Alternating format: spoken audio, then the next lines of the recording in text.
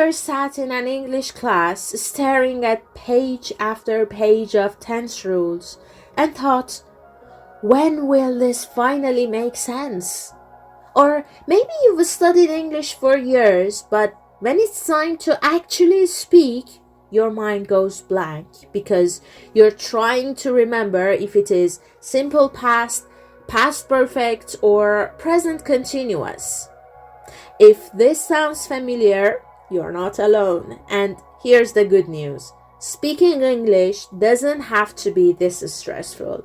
Today, we're going beyond tenses, and I'm going to show you why grammar rules aren't the key to fluency and what you should focus on instead to start speaking with confidence.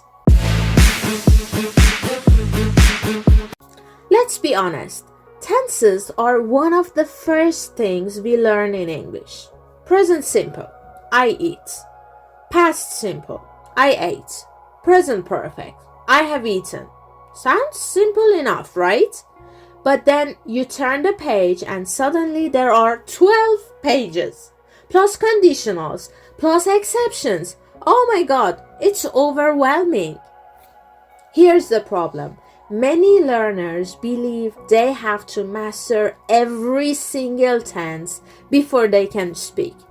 That's what I call tense trap. You spend so much time worrying about the right verb form and you end up saying nothing. Think about it. When you were a child learning your first language, you didn't sit down with a grammar book, right? You just spoke. You made mistakes. People corrected you, and slowly you got better. English should work the same way. And here's another thing. Chasing perfect grammar is like chasing a rainbow. You'll never catch it. Even native speakers make grammar mistakes. The difference is they don't just stop the conversation to correct themselves. They just keep going. So what's the solution? Shift your focus. Instead of asking, is my grammar 100% correct? Ask, did the other person understand me? Let me give you an example. Imagine someone says, yesterday I go to supermarket, I buy bread. Now, grammatically, that's not correct. It should be, yesterday I went to the supermarket and I bought bread. But did you understand the message? Absolutely. The meaning is clear even if the tenses are off.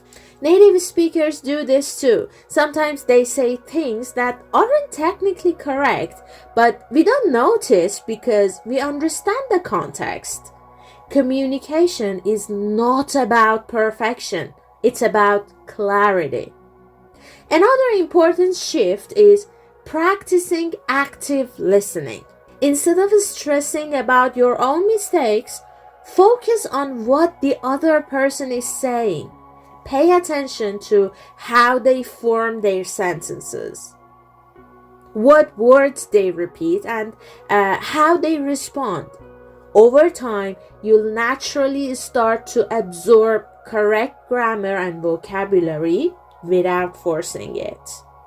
Now you might be thinking, okay, but how do I speak if I don't focus on grammar? Great question. Let me share a few strategies that will help you sound natural and confident, even if your tenses aren't perfect. Sentence starters. These are ready-made phrases you can use to jump into conversations. For example, in my opinion, I think that, for me, the best thing is, once you start with one of these, the rest of the sentence becomes easier. Descriptive language. Instead of worrying about using a complex tense, focus on strong verbs and adjectives. For example, instead of, I had been feeling very tired lately, say, I felt super tired last week. The second one is simpler and still paints a clear picture. Conversational connectors. These are magic.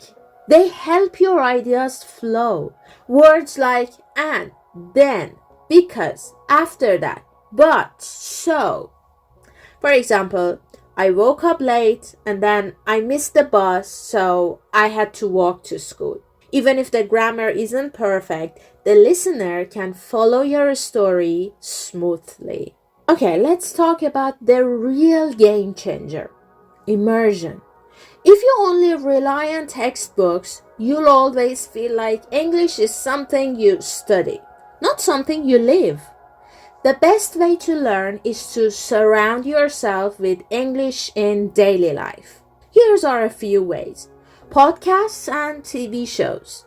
Choose something you enjoy. Sports, cooking, crime dramas, or whatever you like.